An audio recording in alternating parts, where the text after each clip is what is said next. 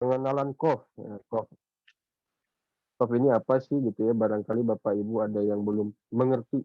Setelah pengenalan KOF, kita akan memasuki sesi penyampaian materi sesuai dengan tema hari ini. Dilanjutkan setelah itu ada tanya jawab. Nah, setelah tanya jawab, siap-siap nanti ada kuis gocap namanya ya. Kuis gocap itu apa? Jadi setiap pemenang akan dapat gocap. Gocap itu kurang lebih sekitar 50.000 lah ya. Jadi nanti insya Allah disimak baik-baik, kita akan kasih kuis. Setelah kuis ada dokumentasi.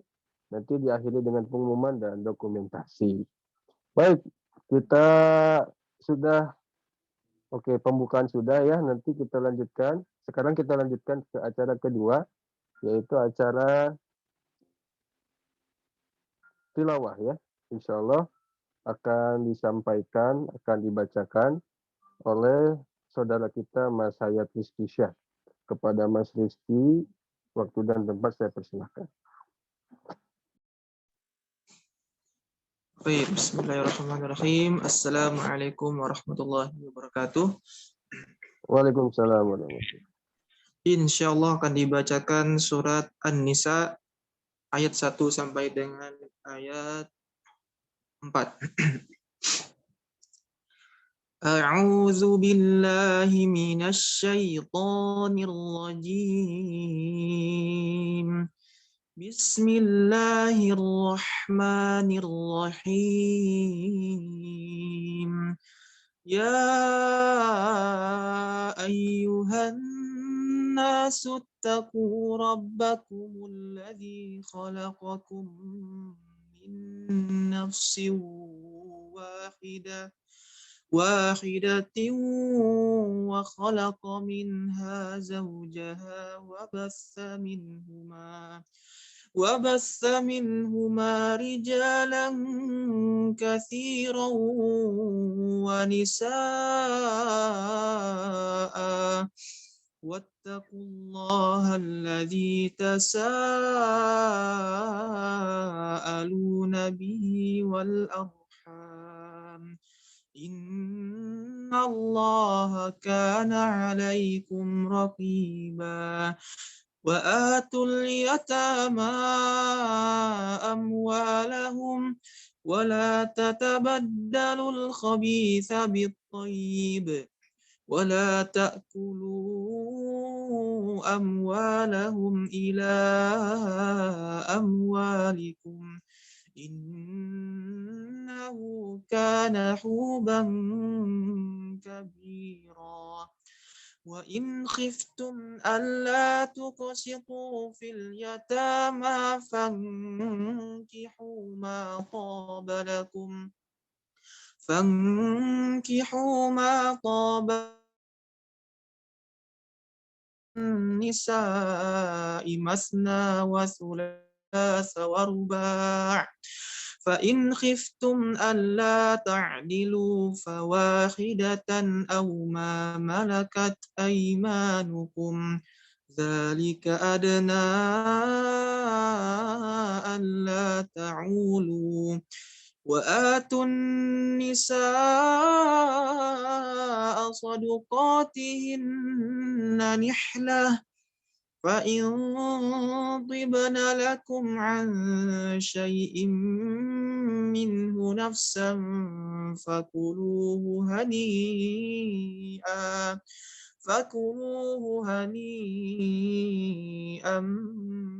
مريئا صدق الله العظيم. Assalamualaikum warahmatullahi wabarakatuh. Waalaikumsalam warahmatullahi wabarakatuh. Alhamdulillah, jazakallah khair kepada Mas Hayat atau Ustadz Hayat atau Al-Hafiz, Masya Allah ya, yang sudah membacakan ayat suci Al-Quran tadi, surat An-Nisa ayat 1 sampai dengan ayat 4. Semoga baik yang membacakan maupun kita yang mendengarkan sama-sama mendapatkan pahala keutamaan dari Allah Subhanahu wa Ta'ala. Amin ya Rabbal Alamin. Ya baik pemirsa YouTube, baik pemirsa Zoom.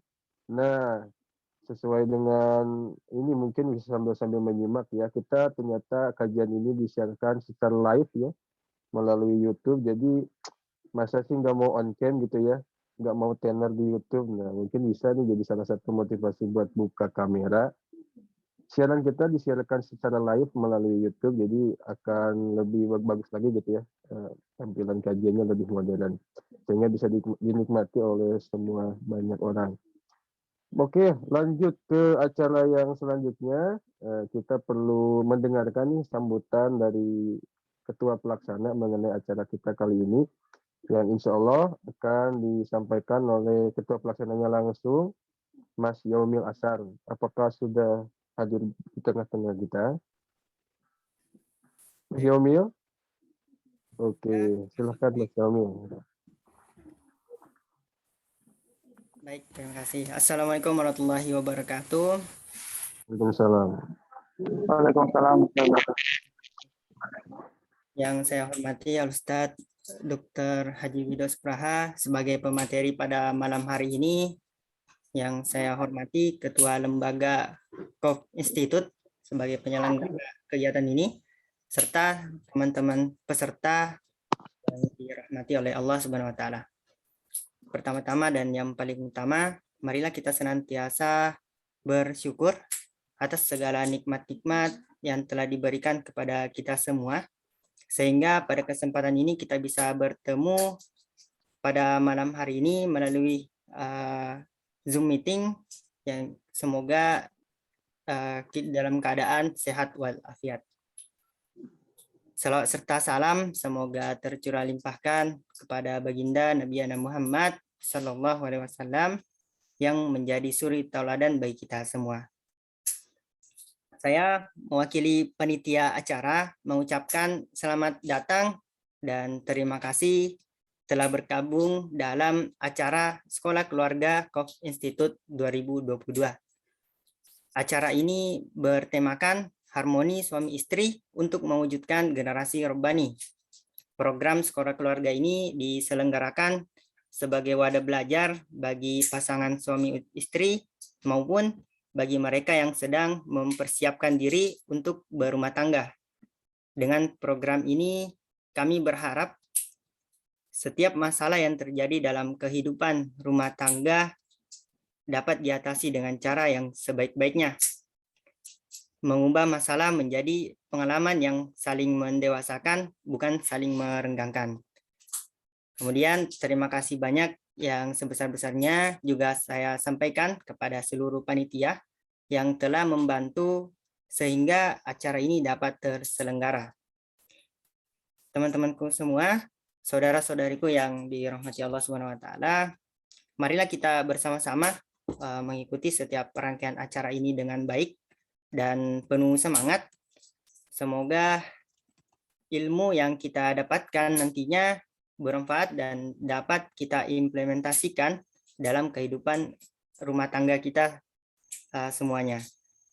Akhir kata, jika dalam penyelenggaraan sekolah keluarga ini terdapat banyak kesalahan dan kekurangan, kami mohon maaf yang sebesar-besarnya.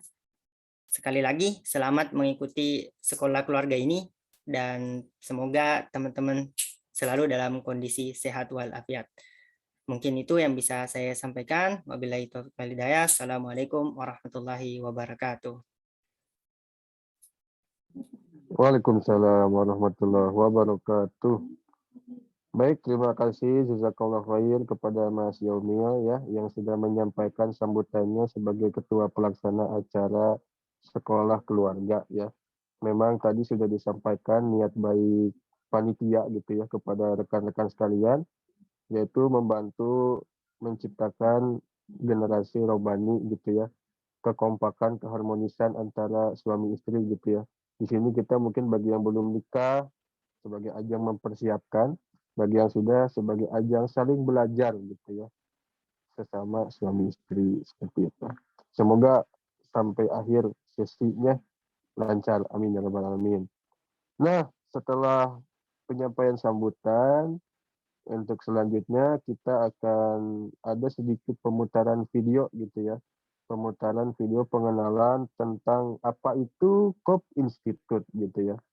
COF Institute dan mungkin apa yang akan kami sajikan kepada teman-teman sekalian dalam event sekolah keluarga kita kali ini. Oke, untuk operator sudah siap diputarkan. Ya, silahkan. Selamat menyaksikan.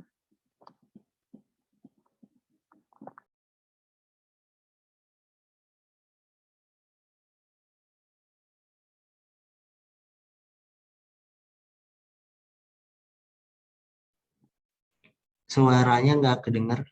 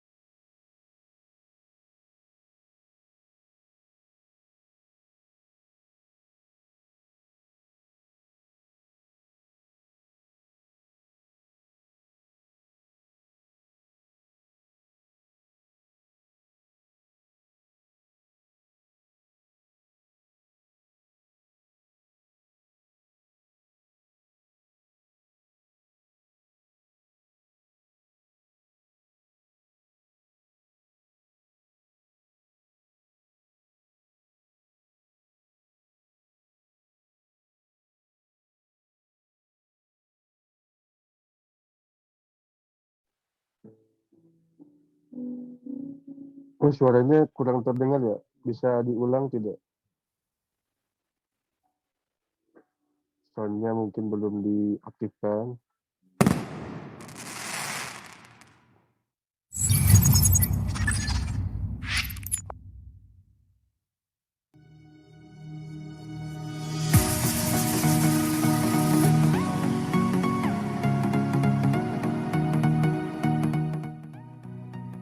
Ini udah kedengar belum ya? Sudah. Ya, Sudah. terus ya. Udah ya?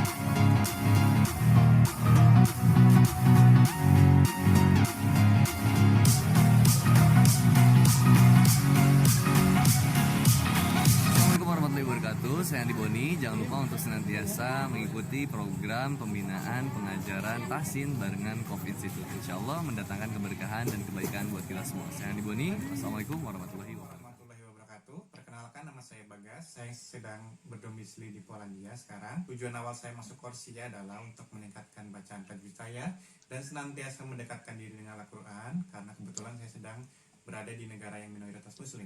Assalamualaikum buat teman-teman semua yang pengen melanjutkan pendidikan dan fokus dalam bidang tahsin Al-Quran dan lanjut menghafal Al-Quran, masuklah ke COF Institute. Insya Allah di sana dibimbing, diasuh, dan betul-betul diperbaiki semua bacaan Al-Qurannya menjadi seorang penghafal Al-Quran yang betul makharijul huruf dan tajwidnya. Assalamualaikum warahmatullahi wabarakatuh.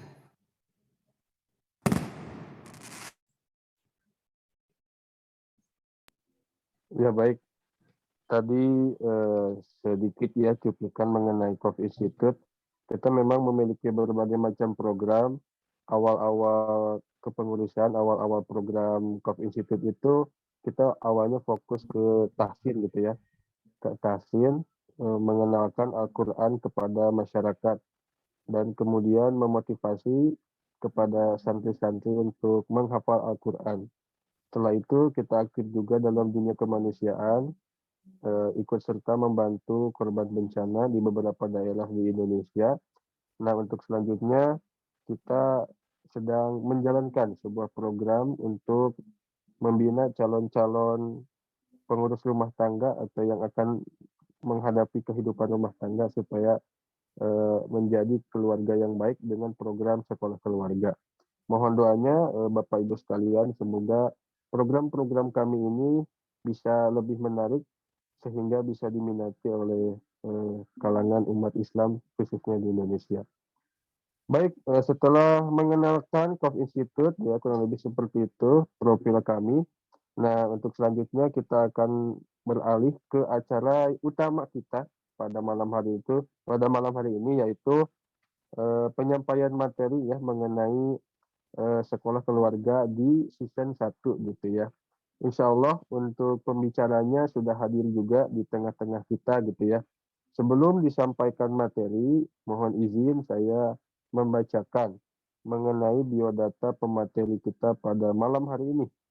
Baik, untuk nama Ustadz Dr. Wido Supraha, STMSI, menempuh pendidikan, alhamdulillah, sampai doktor ya, S3-nya, mengenai pemikiran dan pendidikan Islam di Universitas Ibnu Khaldun.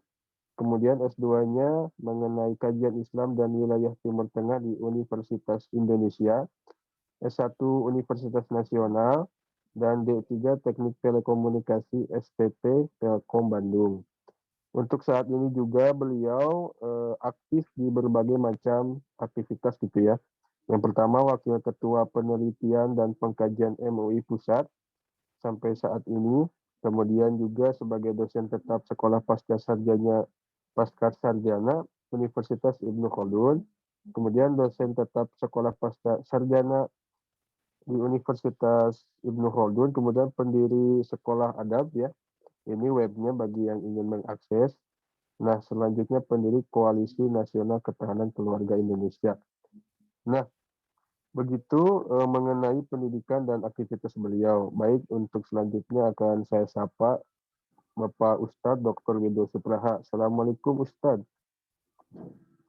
Waalaikumsalam warahmatullahi wabarakatuh. Alhamdulillah sudah hadir di tengah-tengah kita ya Ustadz. Alhamdulillah, bagaimana kabarnya Ustadz saat ini? Alhamdulillah. Sehat Ustadz ya? Sehat, insyaallah. Sehat, alhamdulillah, amin. Keluarga bagaimana Ustadz? Sehat? Alhamdulillah harmonis. Alhamdulillah harmonis. Siap untuk berbagi inspirasi keharmonisan kita pada malam hari ini ya Ustadz. Nah.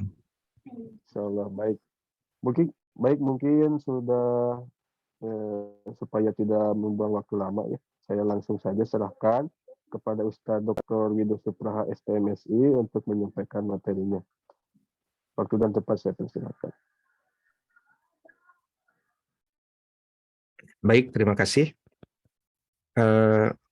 Pada sahabat-sahabat yang hadir, boleh raise hand untuk menunjukkan bahwa antum hadir.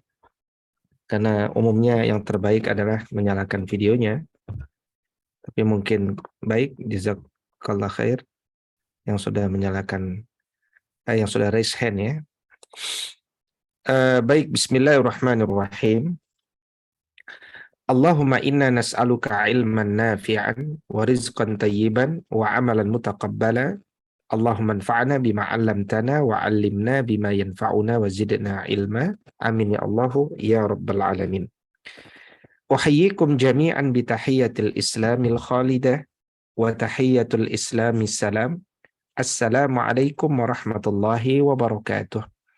Semoga kedamaian rahmat Allah berkahnya dicurahkan kepada sahabat COF semuanya. Alhamdulillahirabbil alamin.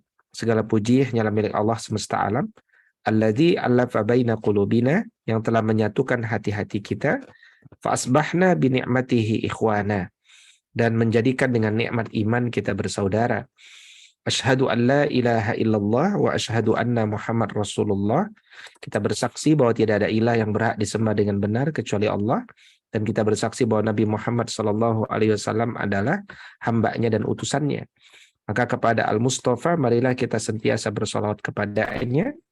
Allahumma fasalli wa sallim wa barik alaih.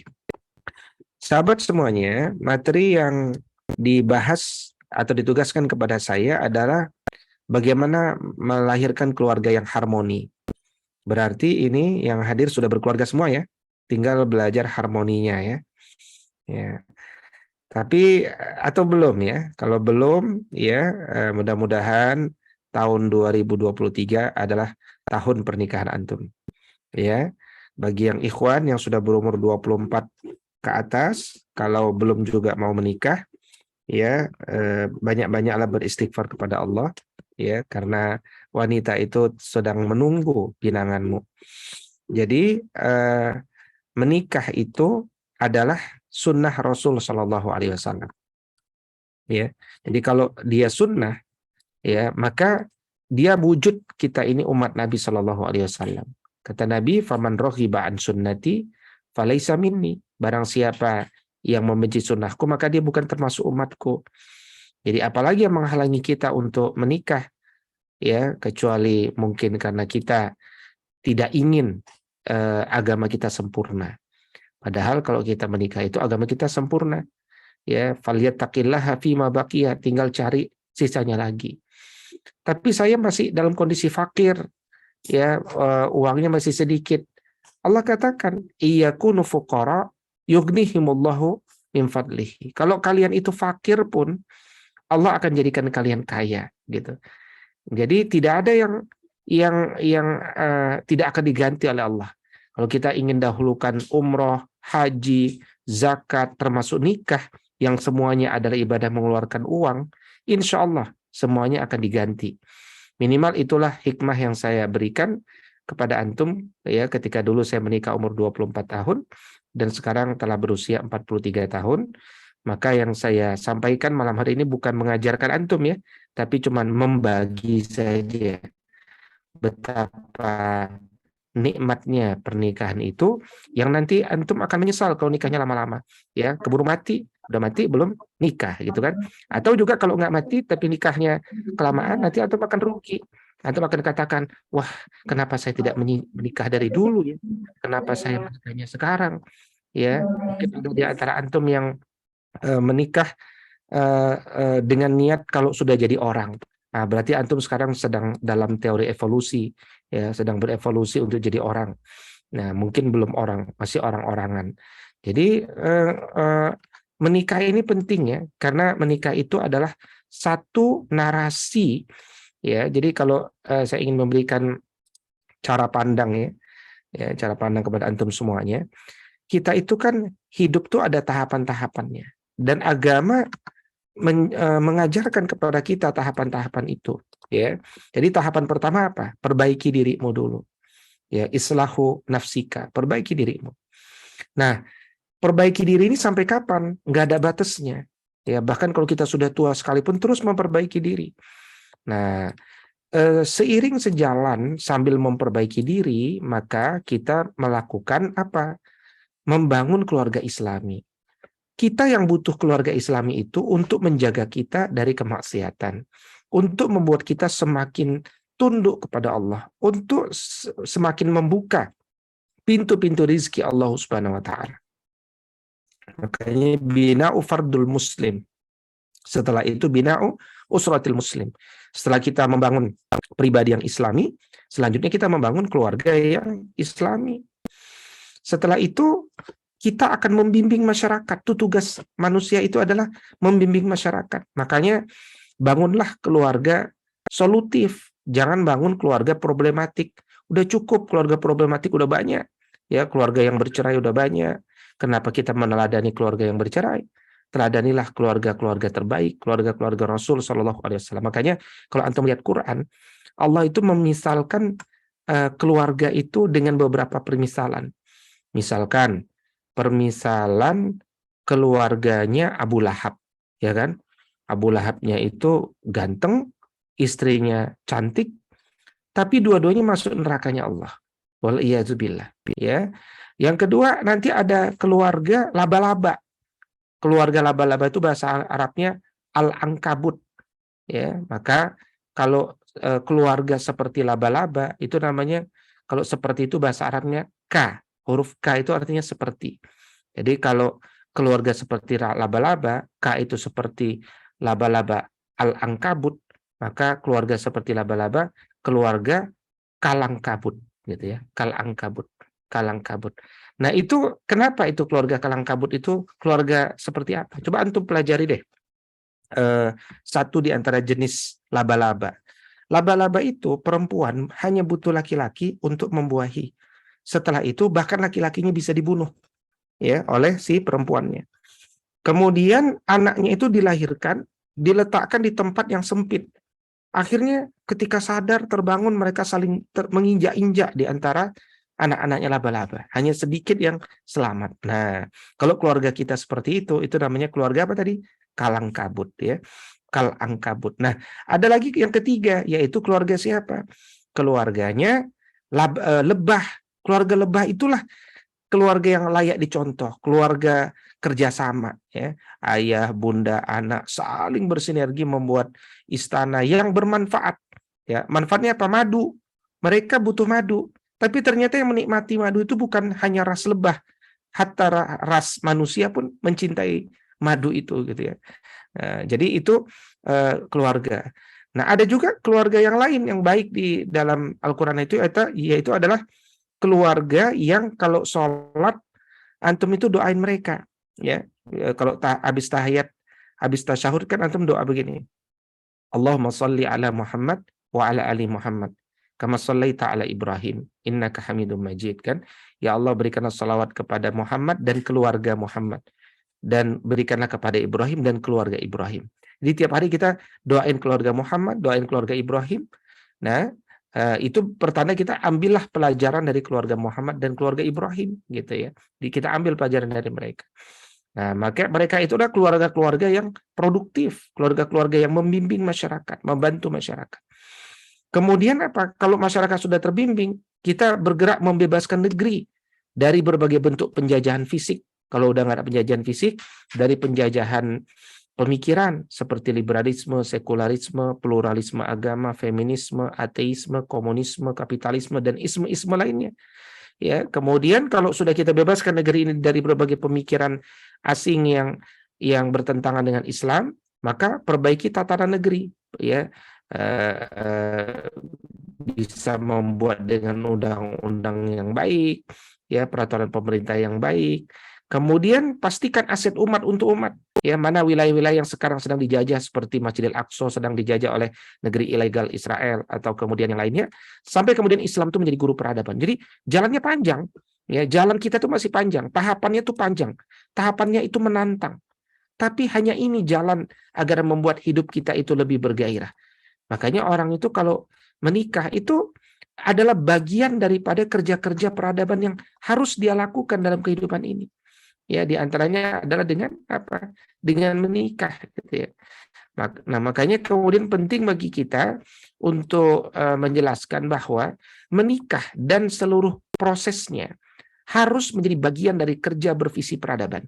Tidak boleh lepas dari kerinduan kita akan kembalinya peradaban Islam yang gemilang itu. Ya, kalau sekarang kan peradaban ini sedang dipimpin oleh Barat, yang notabene kering, ya, bebas, tidak memiliki nilai dan seterusnya. Nah, maka kita itu menikah, ya, adalah bagian daripada kerja bervisi peradaban. Melakukan akad nikah itu ibadah, ya, melakukan akad nikah itu ibadah. Maka menjalani ikatan pernikahan setelah akad nikah pasti jauh lebih bernilai ibadah, ya, pasti jauh lebih bernilai ibadah. Makanya kalau sekarang kita chatting-chattingan dengan lawan jenis, ya, mungkin akan ada zina hati, mungkin akhirnya menjadi mengotorkan jiwa dan seterusnya. Tapi kalau kita sudah menikah, chatting-chattingan dengan istri kita itu berpahala banyak, ya. Makanya berpacaranlah kita setelah menikah, jangan berpacaran sebelum menikah, karena nanti keburu bosan, gitu ya, keburu bosan dan akhirnya tidak ingin menikah. Nah, makanya kemudian kenapa menikah itu punya keutamaan. Bahkan di sini saya tulis keutamaan menikah muda dan mudah. Nah, gitu ya. Teman menikah muda itu mudah.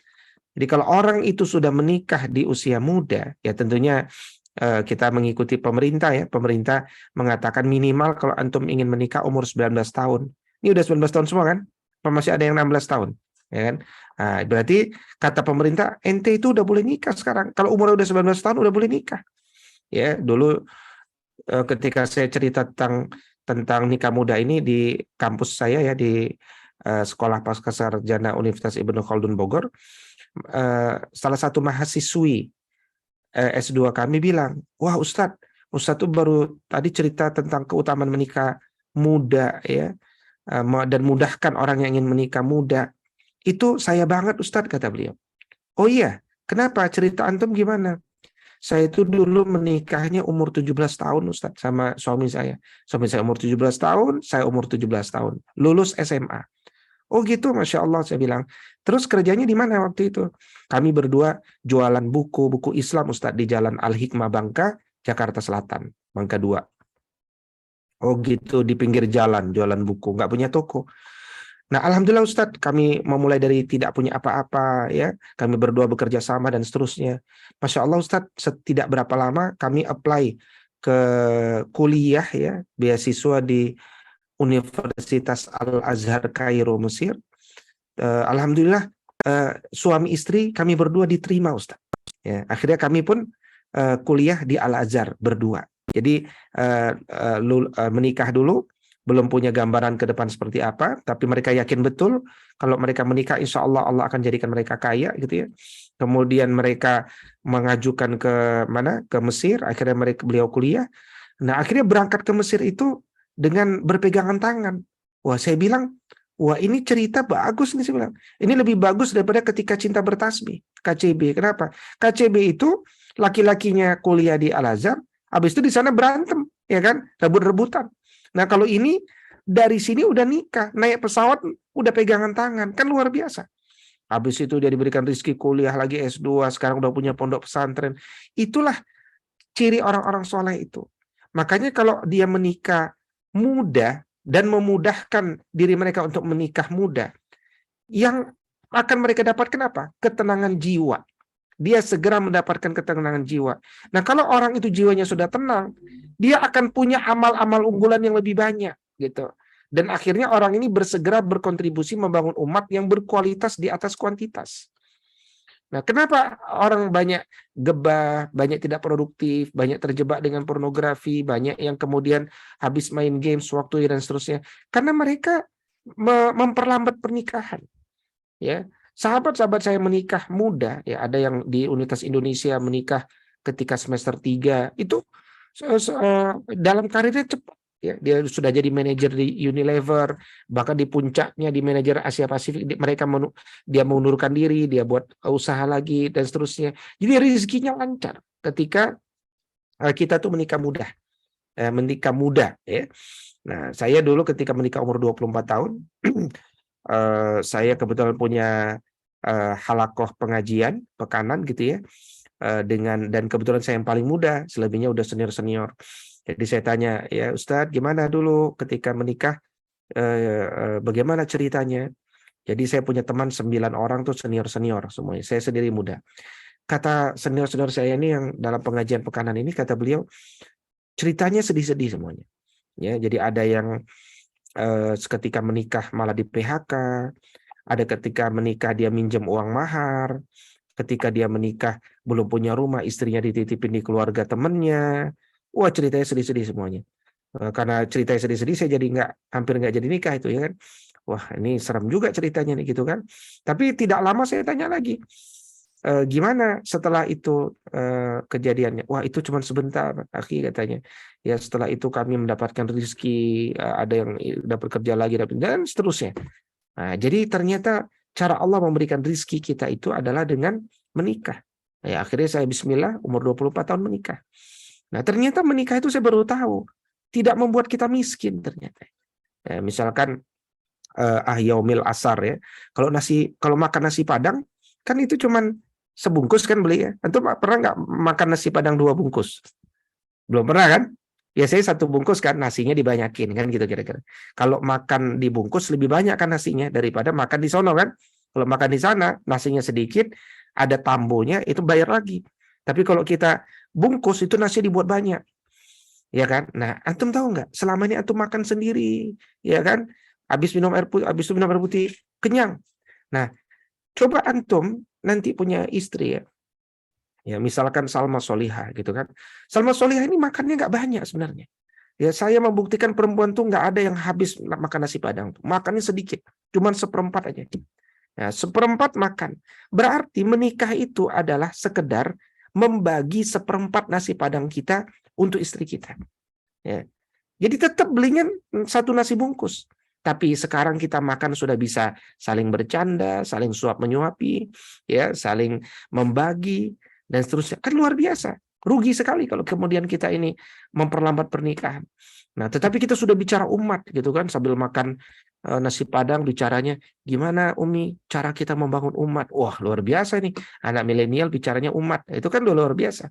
Nah, itulah keutamaan kalau orang itu menikah muda.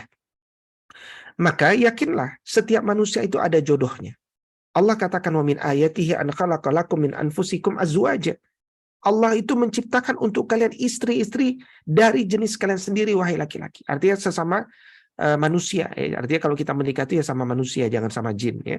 Mungkin kita bisa nikah sama jin, sama kuntil tanah. Ya. Tapi nanti orang menganggap kita gila. Kenapa? Kita ngomong, kita membelai, tapi yang dibelai nggak kelihatan, seterusnya. Ya, jadi menikahlah dengan manusia. Menikahlah dengan jenismu sendiri. Kenapa? Engkau akan jadi tenang. Litaskunu ilaiha. Wa ja'ala bainakum mawaddata wa rahmah. Engkau menjadi tentram. Ya, akan muncul rasa kasih sayang. Dan itulah hakikat orang-orang beriman. Ya. Nah, jadi jangan nggak usah pakai konsep Ustadz saya mau nabung dulu Ustadz. Ya, saya sudah banyak kisah orang yang nabung dulu ya kan. Ujung-ujungnya habis juga uangnya. Ya, ujungnya habis juga. Ada yang dia menikah umur 30 sudah punya tabungan beberapa katakan 100 juta, tapi pas pernikahan dia habis-habisan dengan pernikahan, habis itu tetap nggak punya rumah gitu kan. Nah, yang terpenting itu sekarang adalah bagaimana kita punya DP untuk rumah. Itu penting itu. Ya, DP untuk rumah kan nggak mahal, mungkin sekitar 14 juta, 20 juta. Nah, kejar DP untuk rumah. Nah, kemudian setelah itu ya siapkan perabotan sederhana, tempat tidur paling utama gitu kan. Kemudian lemari gitu kan. Udah, selebihnya tikar. Nah, kemudian tinggal menyicil rumah lebih baik daripada nyicil kontrakan gitu ya. Sama-sama nyicil, angkanya sama tapi yang ini dapat rumah, yang itu nggak dapat rumah. Nah, itu namanya perspektif financial planning syar'i gitu kan. Nah, ketika kita sudah cari perabotan, cari juga yang bisa membersamai kita dalam suka dan duka. Nah, karena itu carilah yang sekufu. Nah, saya barusan saja mentarufkan salah satu murid, alhamdulillah insyaallah sudah setuju. Itu ta'arufnya pertanyaannya luar biasa ya. Pertanyaannya itu apa visimu kalau mau menikah gitu kan? Kalau nanti kita bertengkar, apa pegangan kita gitu kan? Kalau kita bertengkar, bagaimana ada yang harus kita bangun? Itulah ta'aruf sekufu. Ya, jadi cari yang kalau ngobrol nyambung gitu ya. Jangan sampai suami senang bola, istri senang renang gitu kan. Ya nggak nyambung ngomongnya gitu kan. Bola sama renang nggak nyambung. Jadi cari yang nyambung ya. Nabi itu dulu pedagang, nikah sama Khadijah yang juga pedagang, nyambung gitu ya. Sama-sama pedagang, sama-sama senang berbagi ya. Kita guru, nikah dengan guru, nyambung gitu. Nah, jadi cari yang nyambung, jangan cari yang cantik. Kalau cari yang cantik sekarang semampai, habis lahiran nggak semampai gitu kan. Itu body shaming namanya. Nah, jadi kalau jangan cari yang cantik, kalau cari yang cantik itu bisa hilang. Nah, kalau sudah hilang, kita udah nggak cinta lagi. Ya, tapi carilah yang sekufu, itu yang pertama. Nah, satu lagi yang ingin saya katakan adalah ketika kita menikah itu, ya, jadilah kita bukan sekedar suami, tapi imam bagi istri kita. Ya, nah, jadilah bukan sekedar istri, tapi madrasah bagi anak kita. Nah, berarti sebaliknya apa? Kita itu jangan cari suami, tapi carilah ayah bagi anak-anak kita. Banyak yang siap jadi suami kita, tapi nggak banyak yang mau jadi ayah bagi anak-anak kita. Berapa banyak hari ini keluarga yang ayahnya diam, pendiam, nggak mau terlibat mendidik, dan seterusnya gitu kan. Sama, suami juga jangan sekedar cari istri, carilah wanita yang siap menghabiskan waktunya untuk membesarkan anak-anak kita. Gitu. Jangan sampai kita menikah, anak kita dididik, dibesarin sama siapa? Sama pembantu. Ya, pembantunya saja belum nikah, senangnya telenovela gitu kan. Nah, walhasil kalau ada anak kita gangguin dia tolong nonton telenovela, dikasih obat tidur gitu kan sama dia. Nah, jadi kita bicaranya besar, ya. Kita bicara besar. Makanya kalau kita sudah menikah, rawatlah pernikahan itu sampai kelak kita berkumpul di jannah. Maka yang terpenting narasi. Kalau cuma sekedar nikah, semua orang muslim non muslim mereka menikah. Ya, kalau ditanya kenapa menikahnya, nanti saya punya anak nanti bisa melanjutkan usaha saya, atau nanti dia bisa bergaji, nanti dia bantu saya kalau sudah tua. Itu nggak usah jadi muslim, semua keluarga juga begitu. Tapi keluarga muslim dia harus punya visi yang besar dalam pernikahan. Ya, makanya visi-visi besar itu diawali dari apa? Dari keinginan kita untuk supaya kemudian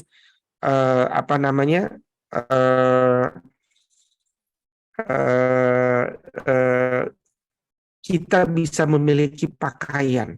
Nah, jadi coba ya perhatikan misalkan Quran surat Al-Baqarah surat kedua ayat 187. Ini ayat yang sebenarnya termasuk ayat tentang puasa Ramadan. Di ayat puasa Ramadan itu ayat surat Al-Baqarah ayat 183, 184, 185, 186, 187. Ini ayat puasa sebenarnya. Nah, dari 5 ayat ini ayat yang paling panjang 187. Ini sedang puasa Ramadan loh ayatnya. Tapi ternyata kenapa ayat 187 itu panjang? Ternyata itu bicara tentang komunikasi antara suami dengan istri. Ya, dan komunikasi yang terbaik antara suami dengan istri itu kapan? Di atas ranjang.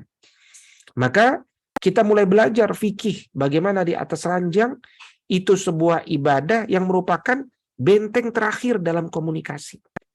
Kalau dalam masalah ranjang itu tidak sehat, tidak baik, maka Allah tidak menyiapkan lagi wadah untuk membaguskan komunikasi. Ya, kira-kira itu pelajaran tafsirnya.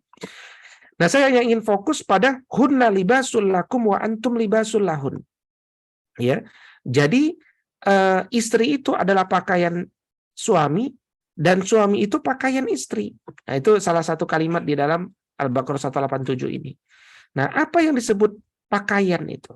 Nah, kata Syekh Jalaluddin ya dalam tafsirnya, tafsir Jalalain ya, bukan tafsir jalan lain ya. Jadi tafsir Jalalain itu beliau mengatakan bahwa makna pakaian itu apa? Sangat dekat, kan pakaian dekat.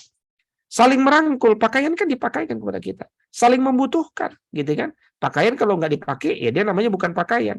Nah, badan kalau nggak punya pakaian, ya dia akan, kenapa? Nah, akan memiliki persoalan. Makanya pakaian menurut Imam An-Nawawi itu apa? Ya, maknanya saling menutupi keburukan di antara keduanya. Ya, saling menutupi keburukan di antara keduanya. Maka sama, kenapa sih kita pakai pakaian sehari-hari? Kan pertama supaya kulit kita tidak hitam, supaya kemudian kita itu tidak kena masuk angin, tidak kepanasan, ya. Kemudian juga dia membuat kita lebih terhormat, lebih cantik, lebih berwibawa. Nah, itulah tafsiran kira-kira pakaian itu. Makanya seorang suami istri itu dia harus saling menguatkan di antara mereka, saling mendoakan dikala bahagia, saling mengingatkan dikala bahagia, ya, saling mendoakan dikala jauh, ya, saling menguatkan dikala terkena ujian. Itu adalah di antara kebiasaan-kebiasaan pasangan hidup itu yang terbaik gitu ya.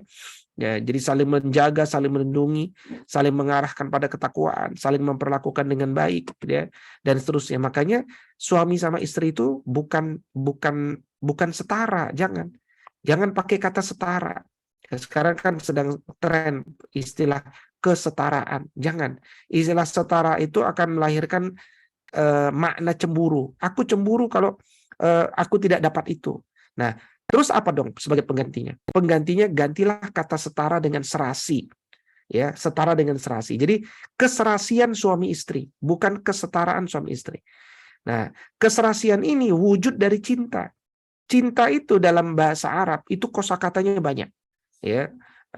Tetapi kalau diringkas, kira-kira cinta itu adalah memberikan sepenuh hati kepada yang kita kasih tanpa henti. Itu namanya cinta. Makanya kalau kita sudah bicara cinta, siapa yang masak? Ya, yang masak itu siapa yang mencintai? Ya, tidak ada yang namanya masak itu tugas istri, nggak ada. Ya, makanya saya dulu pernah makan di sebuah resto India. Kemudian pemilik Indianya datangin saya. Ya, Pak Wido, panjang ya. Setelah itu dia cerita, saya itu Pak Wido, kalau di rumah, ya saya nggak pernah biarkan istri saya masak. Loh, kenapa? Karena istri saya nggak bisa masak. Ya, jadi daripada nggak enak masakannya, udah istri saya, anak saya, udah tenang saja. Selama kalau saya ada di rumah, saya yang masak. Makanya dia punya resto India. Laku gitu ya. Jadi nggak ada urusan mau suami masak atau mau istri nyuci mobil, ya biarkan mereka mewujudkan cinta mereka untuk pasangan hidupnya. Ya, makanya Islam tidak bicara kalau ini harus sini, enggak, sama-sama dikerjakan berdua gitu ya, sama-sama dikerjakan berdua. Tapi yang jelas, apa beda laki-laki dengan perempuan? Bedanya adalah ar-rijalu qawwamuna 'alan nisa. Laki-laki itu qawwam bagi perempuan. Apa arti qawwam itu? Pelindung. Apa arti qawwam itu? Tempat bersandar. Maka kalau kita sudah punya istri, jangan biarkan istri kita bersandar di dinding, kan ada bahumu gitu. Biarkan dia bersandar di bahumu gitu ya. Makanya dengan kelebihan itu, dengan posisinya sebagai qawwam, dengan tugas sebagai qawwam, Allah melebihkan laki-laki di atas perempuan. Kelebihan itu maksudnya bukan membuat nggak setara, bukan. Justru kelebihan itu mendorong suami untuk memiliki tugas keluar rumah. Sampai malam pun boleh. Dia aman. Ya, kecuali nanti ditangkap LGBT, dia nggak aman. Disodomi. Ya, makanya hati-hati, jangan sampai kita mensodomi. Ya, termasuk ketika nanti kita sudah menikah sama istri kita, haram mensodomi. Kok kenapa Ustaz? Kenapa saya haram mensodomi istri saya? Sekali kita mensodomi istri kita, pada saat itu kita udah nggak butuh perempuan. Kenapa? Karena siapapun punya belakang. Itu yang namanya rahasia Allah. Nah, karena itu kemudian dia akan merusak mental kita, merusak saraf kita, merusak jiwa kita. Akhirnya kita memiliki kelainan jiwa atau penyakit jiwa berupa lesbianism, gay, biseksual, transgender, LGBTQIA+. Wah, tambah banyak Ustaz, tambah banyak. Memang kalau fantasi itu dikembangkan dia menjadi tambah rumit, gitu ya. Makanya laki-laki itu disebut rijal, ya kan, rijal, ya ar-rijal. Rijal itu dari ada kaitannya dengan kata rijlun. Rijlun itu kaki. Ya, kaki itu coba antum bayangkan kakimu, engkau punya kaki kan? Apa sih hakikat kakimu? Satu, hakikatnya dia memikul beban. Bebannya itu dari perut ke atas itu beban berat. Makanya kalau antum kelebihan berat badan disuruh diet, kenapa? Lututnya nggak kuat nanti. Gitu. Nah, seorang laki-laki diciptakan untuk memikul beban. Makanya ada suami istri ya kan, yang sedang dirundung masalah, sedang masalah ekonomi, istrinya bertanya di suatu pagi ketika suaminya akan berangkat mencari nafkah, Mas, gimana Mas pagi ini? Dapur kita kosong, ya apakah hari ini kita dapat makanan atau tidak? Seorang rijal dia akan bilang sama istrinya, Mama tenang, insya Allah Allah akan berikan rizki kepada kita. Wah, itulah seorang laki-laki yang selalu siap memikul beban, memberikan motivasi kepada istrinya. Setelah dia keluar rumah, dia bingung kemana ya? Akhirnya dia ke masjid, menangis di hadapan Allah. Jadi seorang laki-laki soleh itu dia kelihatan tegar di hadapan perempuan, tapi dia cengeng di hadapan Allah Subhanahu wa taala. Karena dia juga bingung dari mana rezeki, tapi dia minta sama Allah Subhanahu wa taala. Nah, seorang istri yang soleh luar biasa, ya dia disebut mir'ah. Bukan, dia disebut al-mar'ah, al-mar'atus salih, al-mar'ah as-salihah, seorang wanita yang soleh. Al-mar'ah itu ada kaitan dengan mir'atun. Mir'atun itu cermin. Makanya perempuan itu diciptakan untuk seperti cermin di rumah saja, gitu ya. Jangan biarkan istri kita kepanasan, pulang kemalaman dan seterusnya. Siapa yang menjaga istri kita? Ya. Nah, dan jangan biarkan kemudian kalau istri kita bekerja, ya, diantar oleh suami orang lain. Ya. Siapa suami orang lain? Bang Gojek, Bang Grab, itu kan suami orang lain. Ya. Jadi kalau dia sudah bersuami, antarkan sama kita, gitu kan. Tapi kan dia Gojek, bukan Gojek, dia suami orang lain. Ya, kenapa kita antarkan dengan orang lain, seorang laki-laki?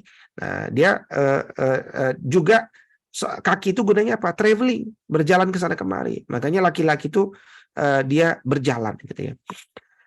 Nah, sahabat semuanya, apa prinsip berkeluarga. Nah, ini saya ambil poin-poin penting ya untuk menjadi pemikiran antum semuanya. Apa prinsip berkeluarga? Satu, prinsipnya adalah dalam berkeluarga dalam pandangan hidup Islam, jalanilah hidup berkeluarga itu dengan nilai-nilai agama. Ya, dengan nilai-nilai dinul Islam, agama. Karena agama itu dari kalam Allah. Kalau kita tidak ikut kalam Allah, kita akan ikut kalam selain Allah. Siapa? Kalam manusia, kalam Facebook, kalam sosial media, gitu kan? Maka ikutilah kalam Allah. Fa in tanaza'tum fi syai'in farudduhu ila Allah war Rasul. Kalau suami istri berselisih, bertengkar, pakai apa dia? Pakai Al-Qur'an dan As-Sunnah.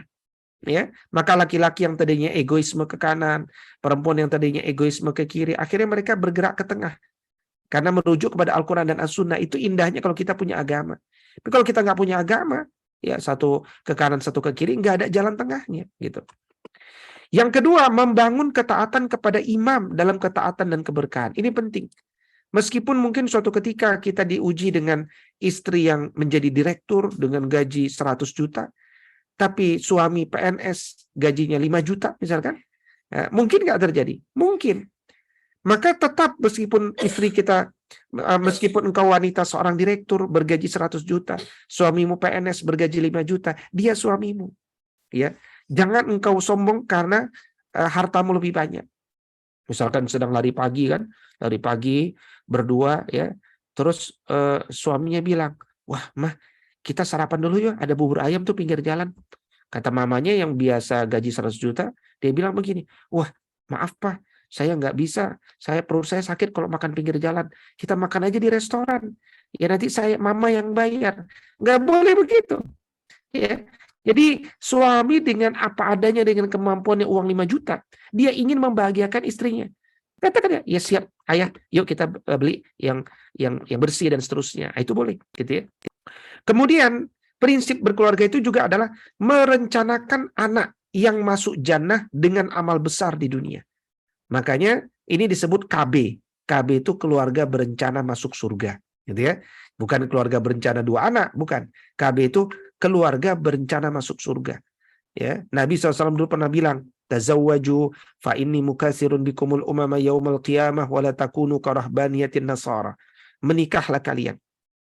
Karena aku bangga dengan jumlah kalian yang banyak. Sekali lagi, Nabi mengatakan menikahlah kalian karena aku bangga dengan jumlah kalian yang banyak. Artinya kita harus punya anak banyak. Ya. Berapa? Masa kita nikah anak yang cuma 1? Kalah dong generasi milenial sama generasi kolonial. Generasi kolonial nikahnya anaknya 11, 10, 9, 8 gitu kan. Kita 1, 2. Sayang, umat ini harus dibanyakkan berkualitas. Apalagi kalau bapaknya IQ-nya tinggi, ibunya IQ-nya tinggi, anaknya kan udah jelas gen IQ tinggi. Kalau IQ tingginya cuma 2, sayang. Minimal berapa? 4 lah. Ya, jangan melebihi saya maksudnya, gitu ya. 4 gitu ya. Nah, jadi jangan sampai cuma 1, 2, jangan banyak. Ya. Nah, yang berikutnya yang keempat apa? Bersemangat menafkahi keluarga dan membantu keuangan istri itu penting. Ya. Orang yang paling utama kita bantu keuangannya adalah istri kita. Bagi kalau istri kita tidak bekerja, dulu ketika menikah dia punya tabungan 100 juta misalkan, ketika menikah sama kita dia nggak punya pemasukan, lama-lama berkurang jadi 50 juta, jadi 30 juta, maharnya pun dipinjam sama suaminya, pinjamlah maharnya buat modal itu dan seterusnya. Nah, jangan ya, jadi usahakan kita memberikan kepada istri kita ya setiap bulan. Ya, memberikan itu maksudnya khusus untuk menaikkan tabungan istri, bukan memberikan yang namanya biaya makan. Kadang-kadang kita merasa sudah memberikan buat istri, ya, padahal yang baru kita berikan itu adalah uang makan sebulan gitu kan, bukan. Ya, itu udah pasti namanya nafkah wajib. Tapi gimana cara rekening istri kita bertambah? Berikanlah amplop khusus kepadanya. Tapi saya belum mampu memberikan amplop khusus. Minimal engkau punya niat. Jangan sampai niat pun nggak punya untuk memberikan amplop khusus itu, gitu kan? Nah, barang siapa yang membantu saudaranya, wallahu fi aunil abdi maka al abdu fi auni akhi. Allah akan menolong hambanya selama hambanya menolong saudaranya. Nah, saudara yang berhak ditolong nomor 1 itu adalah istri kita. Ya, yang bersama kita. Selama kita tidak pelit sama istri kita, rezeki kita lancar. Tapi selama kita pelit dengan istri kita, rezeki kita pun tidak lancar. Ini pahami. Ya, itu prinsip penting dalam. Makanya sebaliknya juga begitu. Kalau katakan istri bergaji 100 juta, suami gaji 5 juta, tentu saja kalau gaji 5 juta itu namanya mustahik ya. Orang yang berhak dizakati itu. Ya, kalau gaji 5 juta itu mustahik. Orang tuh muzaki itu kalau gaji 6 juta ke atas. Nah, maka kalau istri ingin bersedekah, bersedekahnya kepada suami dulu. Ya, sebelum dia bersedekah kepada orang lain. Itulah dulu Abdullah ibn Mas'ud radhiyallahu taala anhu, dulu sahabat Nabi yang mulia ini, beliau memerintahkan kepada istrinya untuk bersedekah kepada dirinya. Istrinya enggak setuju. Ah, masa sih saya bersedekah kepada engkau? Sedekah kepada orang-orang. Enggak percaya, ditanyalah kepada Rasulullah SAW berdua. Ya Rasulullah, masa suami saya nyuruh sedekah sama dia? Kata Nabi SAW, sedekah Ibn Mas'ud. Ibn Mas'ud itu benar gitu. Nah, makanya ada sedekah, ada membantu. Itu menunjukkan bahwa rekening suami sama istri itu berbeda. Rekening suami sama istri berbeda. Jangan sampai kita berprinsip harta bersama. Ya, mama ini rumah kita bersama. Enggak ada rumah bersama. Mana ada sertifikat hak milik bersama? Enggak ada kan? Yang ada sertifikat hak milik pribadi. Kalau kita beli rumah, tetapkan ini rumah siapa. Ya, bahwa pembiayaan bersama berarti ada yang berhutang itu. Kalau misalkan itu rumah ayah, ada pakai uang istri, berarti ayah berhutang sama istri. Atau sebaliknya, suami berhutang kepada ayah. Jadi masing-masing sudah dipisah. Ya, dipisah rekeningnya sejak awal. Ini bukan berarti siap-siap cerai. Bukan. Memang begitulah untuk memisahkan harta di antara manusia, supaya nanti memudahkan dalam masalah waris, dalam masalah hal-hal lainnya dan seterusnya, gitu ya.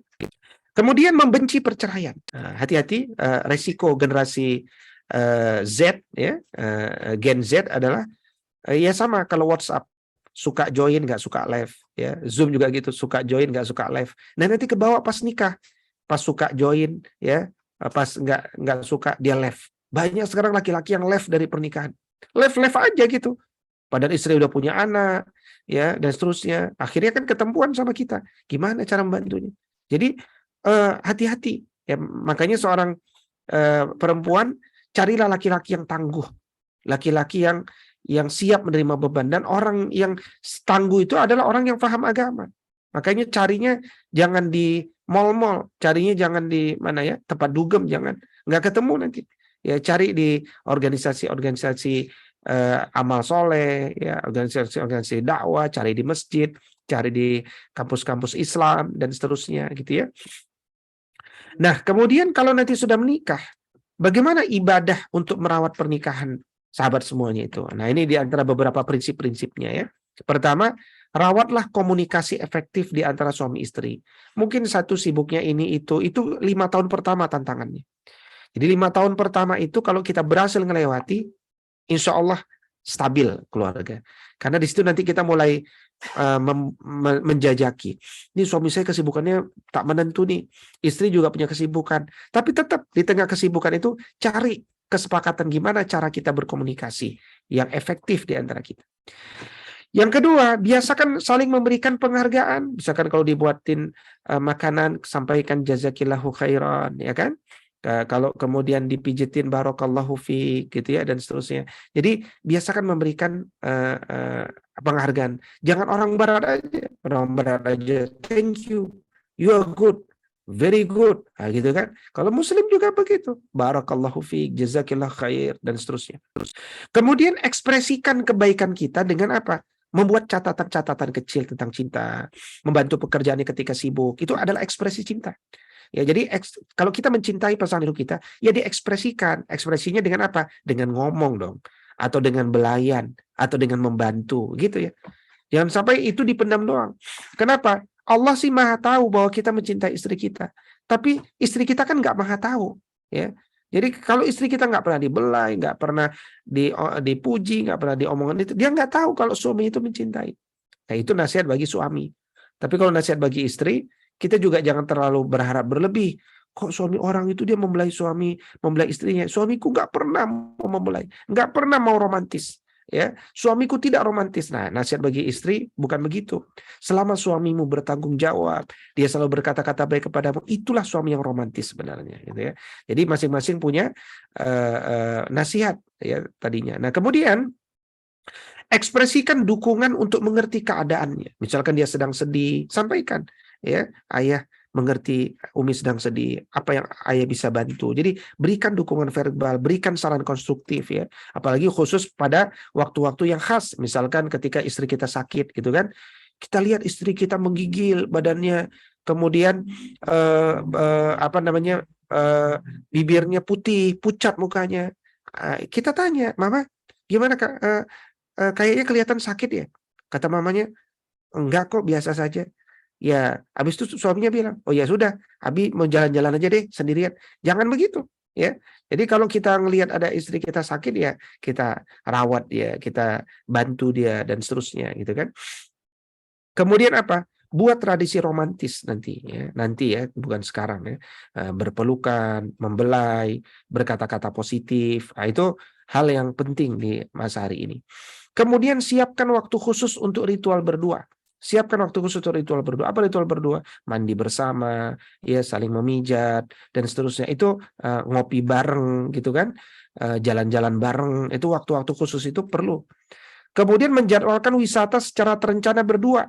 Paling bagus wisatanya kemana? Camping berdua, ya, staycation, glamping berdua. Nah, jadi itu yang sangat dibutuhkan hari ini, komunikasi efektif di antara itu. Berikutnya, saling terbuka di antara suami sama istri, ya, saling terbuka dan selalu menutupi masalah internal pada eksternal. Jangan saling terbuka kepada Facebook, jangan. Ya, suamiku hari ini memarahi saya, nggak penting. Itu hanya akan membuka pintu-pintu kemaksiatan yang lain. Karena nanti kalau suami istri mengatakan, suamiku hari ini berkata-kata kasar kepadaku di Facebook gitu kan, doakan saya ya supaya saya menjadi istri yang sabar gitu kan. Buat apa? Nanti memang ada yang doain di Facebook, ada laki-laki, ya mudah-mudahan engkau istri yang sabar ya. Ya kalau engkau punya masalah cerita saja sama aku gitu kan. Akhirnya dia punya teman curhat di Facebook. Jangan. Ya, jangan biarkan syak itu masuk dari berbagai pintu. Makanya kalau kita punya masalah sama pasangan hidup kita, juga jangan buru-buru ngomong sama orang tua kita. Jangan buru-buru ngomong sama keluarga besar kita. Cukup selesaikan berdua. Ya, makanya kalau kita sudah menikah, pisah rumah dari ayah sama bunda. Jangan tinggal sama ayah bunda kita. Kita pisah rumah. Ya, kalau bisa agak jauhan rumahnya. Meskipun satu wilayah, tapi kalau bisa rumahnya jauh. Ya, kita ingin membuat kerajaan sendiri dalam rumah tangga itu dan selesaikan sendiri ya. Jangan ceritakan kepada orang yang belum tentu memberikan solusi kepada kita. Kemudian kalau sedang sama-sama lelah, jangan cari masalah ya. Jangan hindarilah hal-hal yang sifatnya perselisihan kalau sedang lelah karena syaitannya sedang banyak. Berikutnya, the power of handshake. Ini penting. Apa maksudnya yang ingin saya sampaikan, the power of handshake? Sering-sering pegangan tangan begini. Ya, laki-laki sesama laki-laki salaman saja begini. Assalamualaikum, waalaikumsalam, itu gugur dosa di antara keduanya. Nabi itu senang menyalami saudaranya dan tidak melepas sebelum saudaranya melepas. Jadi kalau masalah sama nggak ngelepas ya pegangan aja. Nah itu laki-laki tuh, dengan laki-laki gugur dosanya. Apalagi kalau suami sama istri pegangan, masya Allah. Ya, suami sama istri pegangan begini. This is the power of handshake. Saya pernah mengcoaching satu suami istri ya yang ingin cerai ya, setelah 5 tahun menikah. Mereka ingin cerai. Akhirnya saya coaching suaminya, saya coaching istrinya, kenapa mau bercerai? Padahal orangnya soleh-soleh semuanya.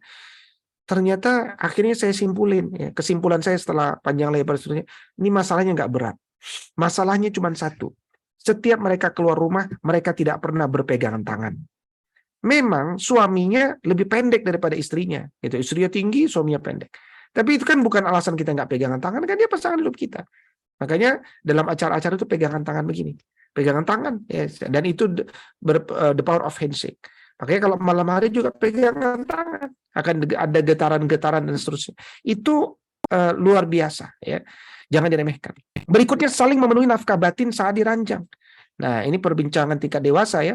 Jadi kalau seorang laki-laki dia sudah mendapatkan apa yang dia niatkan, maka dia harus bantu perempuan juga mendapatkan apa yang dia niatkan. Ini kata kunci. Jangan sampai kita menjadi suami yang egois. Jangan sampai kita menjadi suami yang hanya mementingkan diri kita sendiri. Maka tidak akan terbangun komunikasi. Ya. Ada itu nanti kejadian anaknya 10 tapi dia nggak kenal istrinya itu suka apa, ya. Kalau makan senangnya makan apa, minum apa, dan ini namanya suami egois, ya. Membuat anak tapi tidak kenal dengan istrinya. Kemudian menjaga diri untuk masuk pada wilayah internal keluarga besar istri. Ya, misalkan dalam istri sedang rapat masalah waris, ya. Mudah-mudahan warisan uang, ya, bukan hutang. Hutang warisan juga gitu, ya. Istri sedang rapat dengan keluarganya membahas waris.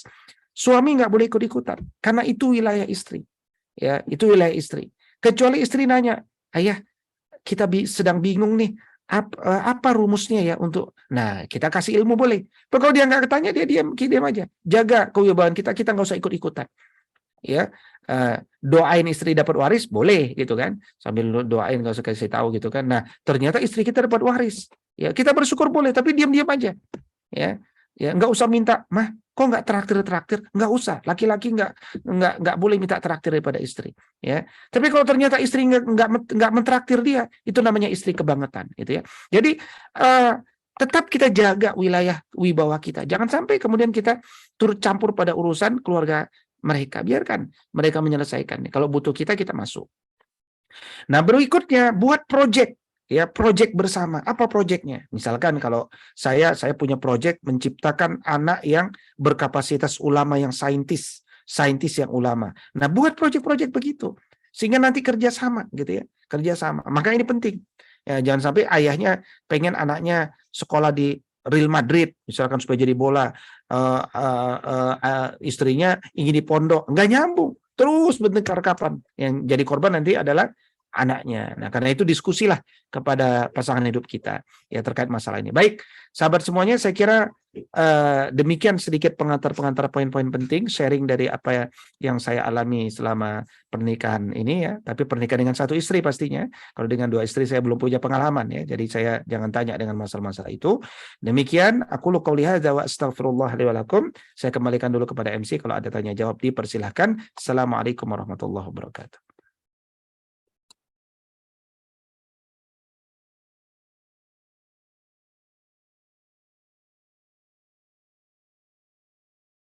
Amin. Cek. Aduh, cek sudah kembali ya. Halo? Oke. Ya baik, alhamdulillah, jazakallahu khair Ustadz atas materi yang sudah disampaikan tadi mengenai konsep harmoni dalam berumah tangga untuk menciptakan generasi yang robbani begitu ya. Tadi mungkin sudah sama-sama kita menyimak rangkaian materi yang telah disampaikan oleh Ustadz, luar biasa.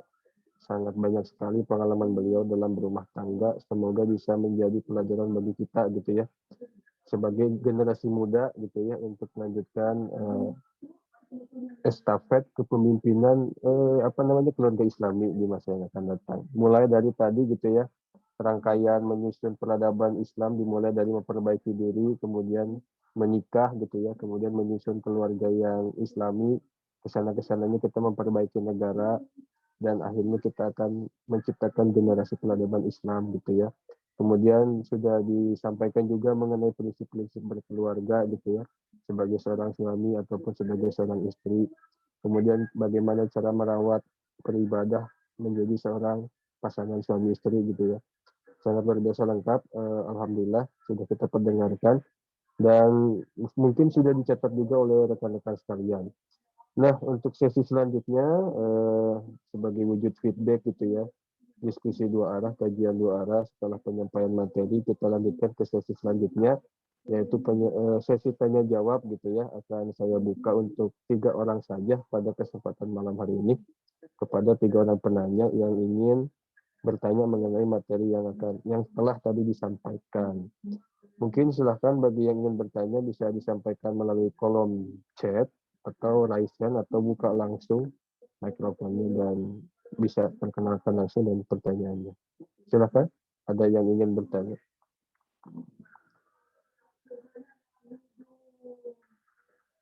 Sudah ada yang raise hand. Mas operator, Mas Irfan mungkin bisa bantu saya gitu ya kalau ada yang raise hand. Apakah sudah ada yang... Itu ada Mas Lutfi, Mbak Hamnah atau Bu atau Pak ya? Nggak tahu. Iya, perempuan. Boleh? Oke, balik silakan mungkin kepada Mbak atau Ibu untuk menyampaikan pertanyaannya. Ya, Silakan. Assalamualaikum warahmatullahi wabarakatuh. Waalaikumsalam. Ya, izin bertanya, Pak Ustadz, terkait bagaimana kalau misalnya nih saya sebelumnya sudah izin dengan suami saya ya untuk bertanya di forum ini, untuk dibolehkan bertanya atau tidak. Jadi kebetulan pertanyaannya agak sedikit sensitif, tapi kebetulan sudah diizinkan oleh suami juga. Kebetulan kita juga emang sedang mencari referensi ya, sama-sama mencari referensi. Kalau saya mencari referensinya dari sisi mana dan suami dari sisi mana. Nah, saya mau bertanya terkait tadi ada sedikit menyinggung tentang ada hal yang dilakukan bersama dengan pasangan kita ya dalam mungkin tujuan gitu ya, tujuan jangka panjang kayak tadi Ustadz menjelaskan membangun anak, mendidik anak seperti apa dan segala macamnya gitu ya. Nah, kalau misalnya ternyata pasangan kita ini kurang lebih mungkin nggak bisa dijudge child free gitu ya, tapi tidak ada bayangan untuk memiliki anak untuk jangka waktu yang cukup panjang gitu. Nah, kira-kira adakah cara lain gitu ya, mungkin untuk memberi referensi tertentu gitu ya untuk bisa agar pasangan lebih terbuka gitu, karena mungkin kalau dari saya sisi perempuan saya ingin punya anak gitu, tapi kalau dari suaminya belum. Nah, itu kira-kira menanganinya gimana ya Pak Ustadz? Terima kasih. Assalamualaikum warahmatullahi wabarakatuh. Waalaikumsalam warahmatullahi wabarakatuh. Baik, mungkin Ustaz dipersilakan untuk menjawab. Ya, bismillahirrahmanirrahim. Pertama, tujuan pernikahan adalah agar kita memiliki anak. Ya, tujuan pernikahan adalah diantaranya adalah agar kita memiliki anak. Dan itu adalah di antara nasihat dari Imam Al-Ghazali. Ya. Jadi kenapa kemudian menikah itu adalah tujuan memiliki anak? Karena ada keberkahan yang banyak dari anak. Ya, bahkan tadi saya sempat sampaikan hadis, tazawwaju fa inni mukatsirun bikumul umam. Menikahlah kalian karena aku akan bangga dengan jumlah kalian yang banyak.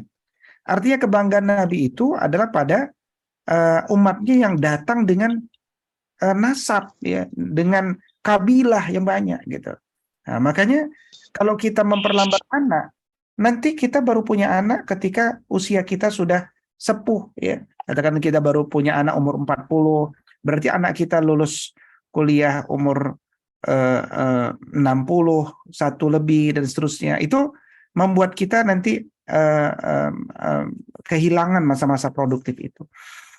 Nah, apa keberkahan kalau punya anak? Kata Al-Ghazali. 1, menambah kecintaan kita kepada Allah dalam rangka menjaga kelangsungan manusia ini. Ya, jadi menambah kecintaan kita kepada Allah. Yang kedua, menambah kecintaan Rasul SAW dalam rangka menjadi kebanggaan beliau. Nabi itu bangga dengan umatnya yang memiliki anak. Bahkan banyak, bukan sekedar punya anak. Punya anak yang banyak. Makanya ya kita jangan mau kalah sama, mohon maaf, orang-orang dengan etnis tertentu ya. Mereka itu anaknya banyak-banyak sama seperti kita. Padahal mereka agamanya menyembah hal-hal tertentu ya. Kemudian kalau kita punya anak, kita bisa berpotensi mendapatkan keberkahan melalui doa anak yang soleh ketika kita meninggal. Ya. Yang keempat adalah kita bisa mencari syafaat dengan kematian anak kita jika anak kita masih kecil. Ini baru segelintir keutamaan berkah anak. Nah, belum lagi kalau kemudian kita punya anak perempuan. Punya 1 anak perempuan, punya 2 anak perempuan, bahkan punya 3 anak perempuan. Masya Allah. Ya. Maka jannah itu barang siapa ya, kata Nabi SAW, man ala jariyataini hatta tablugha ja'a yaumal qiyamati ana wa huwa wa dhamma asabi'ahu. Siapa yang dia mendidik 2 anak perempuan sampai dewasa, nanti dia akan datang di hari kiamat dalam keadaan aku dan dia dekat seperti ini, dekat sekali seperti ini. Itu kenapa? Karena dia telah mewakafkan umurnya untuk punya anak. Nah, dari sisi medis juga nanti bisa dikaji, ya. Misalkan terdapat wanita yang mengalami kanker payudara. Di antara beberapa penyebabnya adalah boleh jadi karena dia tidak memiliki anak. Coba cek, ya. Begitu juga nanti dari unsur kejiwaan, dari unsur amal solih yang menjadi berkurang karena kita tidak mendidik anak, ya. Makanya belajarlah sama keluarga-keluarga terdahulu, meskipun mereka melanjutkan kuliah di Amsterdam, mereka melanjutkan kuliah di Amerika, teman-teman saya melanjutkan di Australia, ya, dengan anak itu menjadi nikmat, ya. Bahkan kalau kita melanjutkan kuliah di Australia, itu teman-teman saya mengatakan rugi kalau udah kuliah di Australia nggak punya anak, kata dia. Ya, itulah saatnya punya anak banyak itu di Australia, kata beliau. Kenapa? Karena setiap anak itu difasilitasi oleh negara. Nah, sementara kita kalau ke Australia itu bayar asuransinya saja kalau tidak salah sekitar 100 juta. Ya kan? Nah, dengan asuransi itu difasilitasi luar biasa. Jadi rugi kalau kita ke Australia sambil ngajutin kuliah nggak punya anak. Ya, saking memuliakannya Australia sama anak itu karena begitu banyak orang barat yang tidak mau menikah. Itu bukan kita yang datang ke rumah sakit. Rumah sakit yang datang ke rumah kita untuk mencek kondisi kita, kestabilan kita, dan seterusnya, gitu ya. Kalau menikah dijemput sama ambulans, luar biasa, ya. Diberikan lagi uang pendukung, seterusnya. Jadi itulah kenapa kata mereka kalau kita sekolah di negeri barat nggak punya anak itu rugi, gitu. Nah, jadi itulah sedikit di antara keutamaan punya anak, ya. Karena itu bersegeralah berusaha, karena kalau kemudian banyak juga keluarga yang menahan untuk memiliki anak, walhasil Allah kehendaki dia tidak punya anak. Itu waliyadzubillah. Ya, kita berlindung kepada Allah. Makanya begitu kita menikah, ya, kuatkan kesuburan itu dengan beriltizam untuk punya anak, ya. Tapi jangan lupa selalu berdoa setiap kali menyentuh istri kita, ya. Apa bunyi doanya? Oh ya, pasti belum hafal lah, ya, karena belum menikah, ya kan. Bagi yang sudah menikah doanya Allahumma jannibna syaitan wa jannibis syaitanu ma razaqtana. Jangan lupa baca, suami istri masing-masing membaca, kata Nabi, insyaallah anak kita menjadi anak yang saleh. Demikian, ya, wallahu taala alam. Baik, terima kasih Ustaz, jazakallahu khair atas jawabannya. Semoga bisa menjawab, ya, Ibu. Baik, kita lanjut ke penanya kedua dari kolom chat, Ustaz. Ini dari Bu atau Mbak Diah Puspaning Tias. Assalamualaikum Ustaz, izin bertanya. Terdapat teori psikologi tentang kodependensi, di mana seorang pasangan merasa bertanggung jawab dengan kebahagiaan pasangannya, sampai melupakan kebahagiaannya sendiri, seperti pengorbanan berlebihan. Bagaimana pandangannya dalam Islam, Ustaz? Jazakallahu khair. Bismillahirrahmanirrahim. Mendahulukan saudara kita itu amal unggulan. Bahasa agamanya itsar. Ya, itsar itu adalah mendahulukan saudara kita meskipun kita butuh. Ya, membuat saudara kita bahagia meskipun kita butuh. Nah, itu contoh Muhajirin sama Ansor dulu. Ya, orang-orang Ansor itu bukan orang-orang kaya, orang-orang miskin sebagiannya. Tapi mereka tetap menolong orang-orang Ansor yang datang, padahal mereka butuh. Wa yu'thiruna ala anfusihim walau kana bihim khasasah. Gitu, ya. Nah, maka kalau kita merasa bertanggung jawab dengan kebahagiaan pasangan saudara kita, bagus, itu bahasanya itsar. Tapi kalau ada kata berlebihan, Islam punya bahasa namanya ghulu. Fala taglu, jangan engkau berlebihan. Misalkan gara-gara kodependensi kita jadi kecanduan, kesehatan mental kita terganggu, kemudian kita jadi tidak berprestasi, atau macam-macam, nah, yang sesungguhnya melemahkan dan merendahkan potensi kita, maka itu dilarang. Ya, tidak boleh yang namanya berlebihan, jangan. Mencintai berlebihan, jangan. Membenci berlebihan, jangan. Ya, pokoknya yang namanya berlebihan jangan. Kita wasatiyah istilahnya. Wasatiyah. Wa kadzalika ja'alnakum ummatan wasatan. Quran surah Al-Baqarah 143. Jadi ada ukurannya. Kita sesuai ukuran saja. Ya, dengan ilmu, ya. Ada batasannya dengan ilmu. Maka peganglah ilmu. insya Allah kita akan selamat. Demikian, wallahu ta'ala. Baik, syukuran Ustadz atas jawabannya. Semoga menjawab ya, Mbak Diah.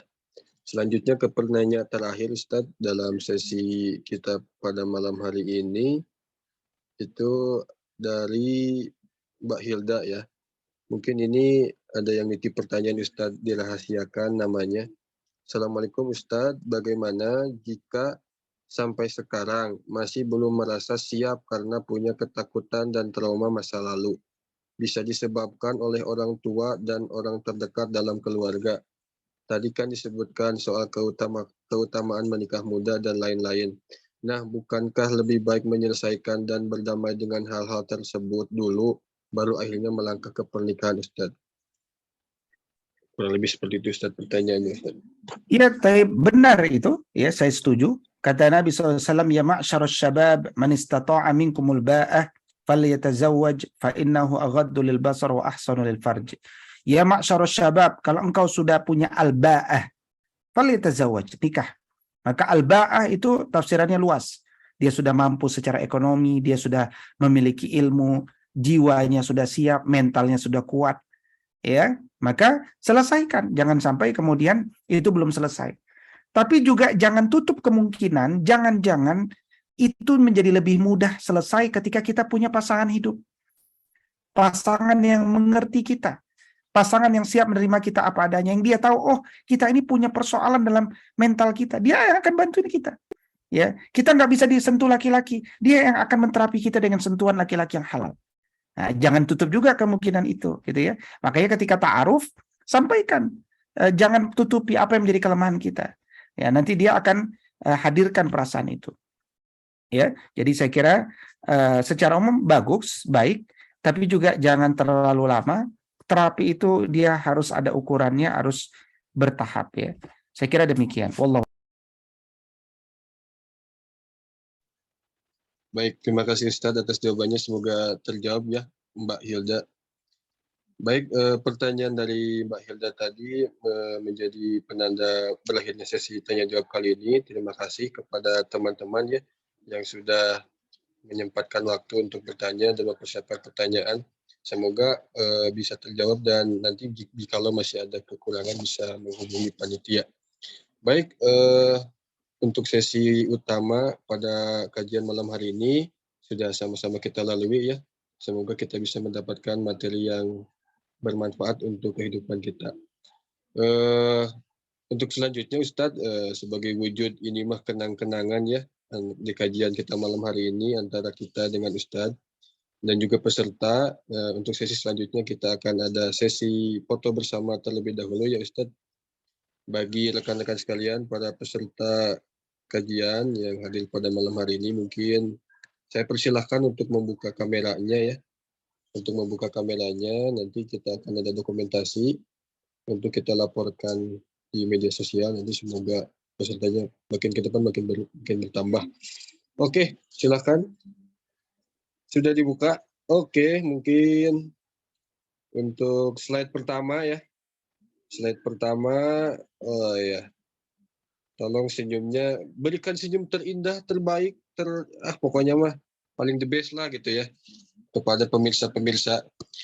Oke, saya komando nih, saya komando ya. Saya komando, siap ya operator, sesuai komando saya 3, 2, 1, cekrek gitu ya. Oke, siap.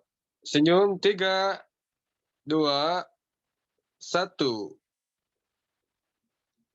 Oke, saya anggap sudah nih Mbak Operator. Lanjut ke slide kedua nih. Slide kedua. Oke, siap-siap slide kedua ya.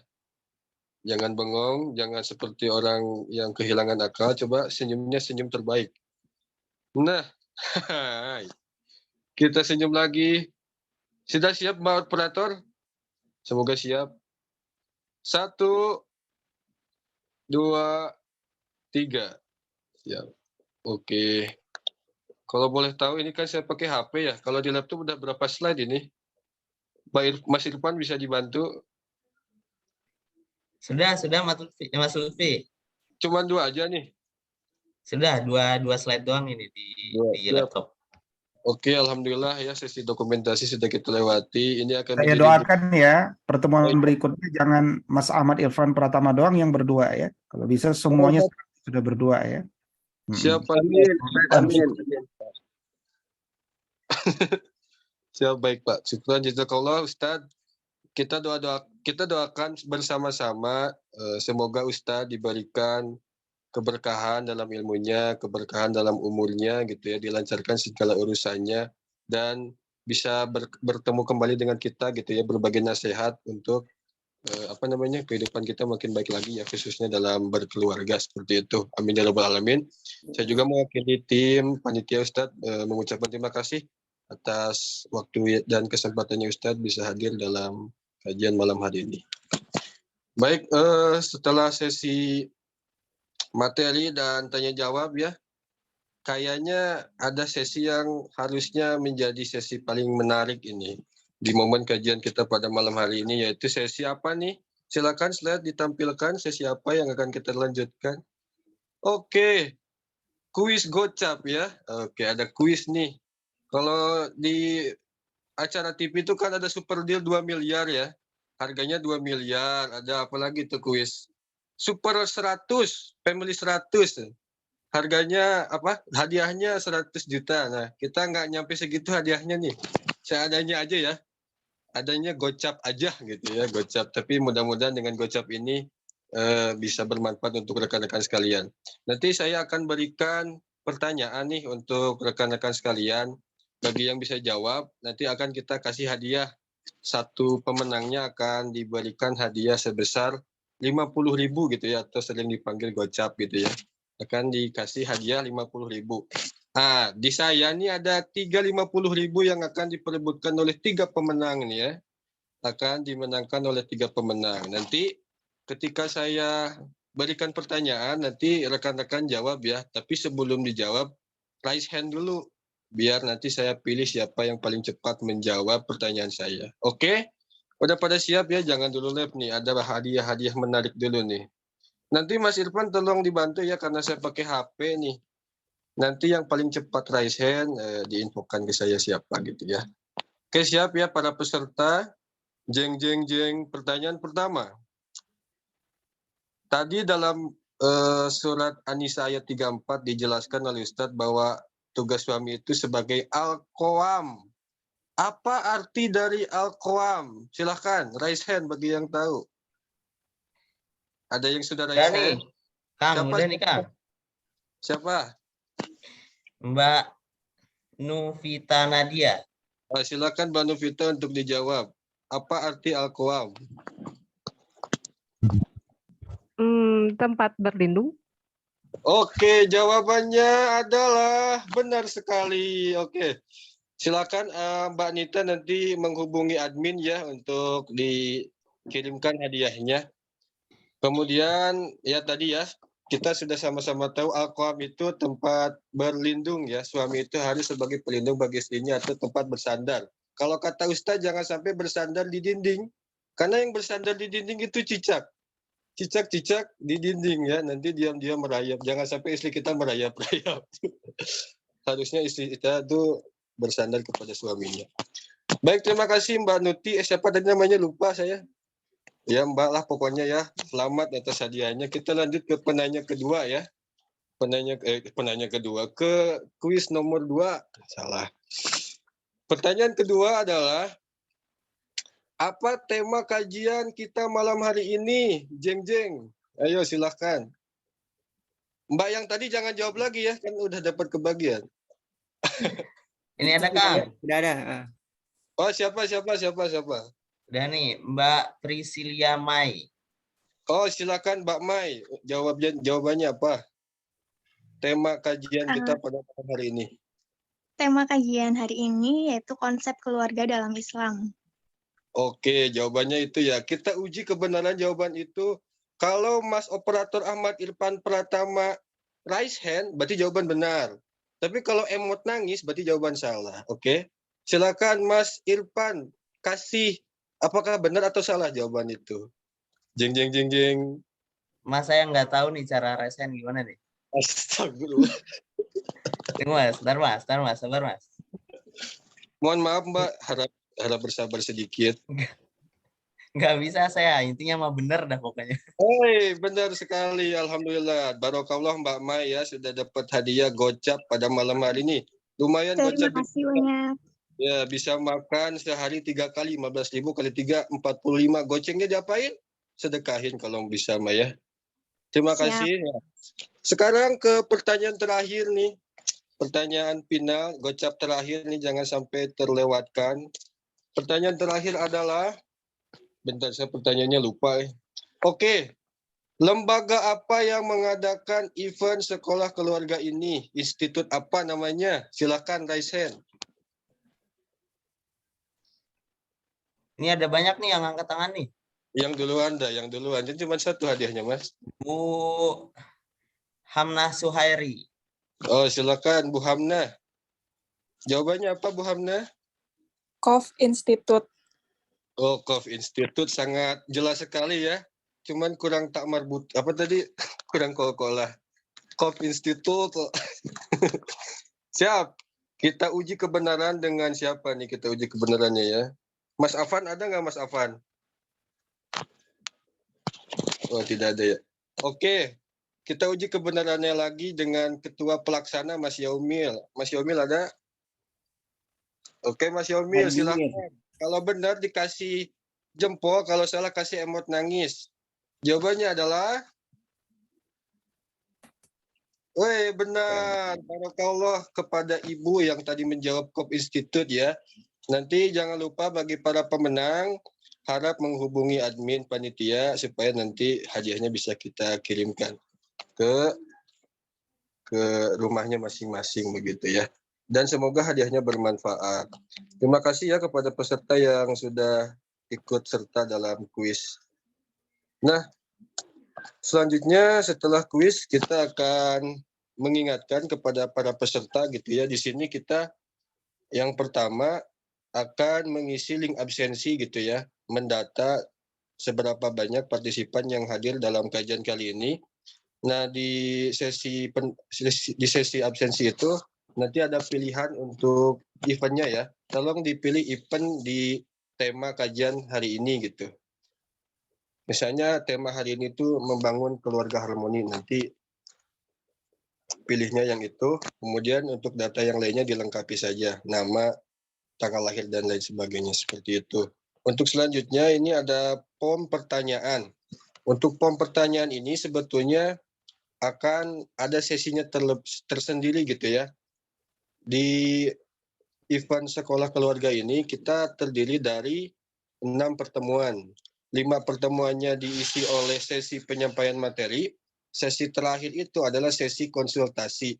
Konsultasi ini bersumber dari pertanyaan-pertanyaan yang teman-teman berikan di form tersebut.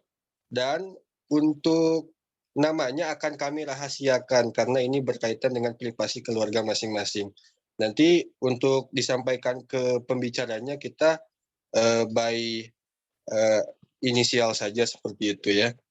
Jadi bagi teman-teman nih atau bapak-bapak, ibu-ibu yang merasa ingin ditanyakan mengenai permasalahan keluarga gitu ya, atau kiat-kiat ingin menciptakan keluarga rohani, silakan disampaikan dalam form tersebut. Nah, insya Allah nanti akan kita bahas secara bersama-sama di pertemuan terakhir ya, di event sekolah keluarga ini, pertemuan ke-6 gitu ya. Seperti itu.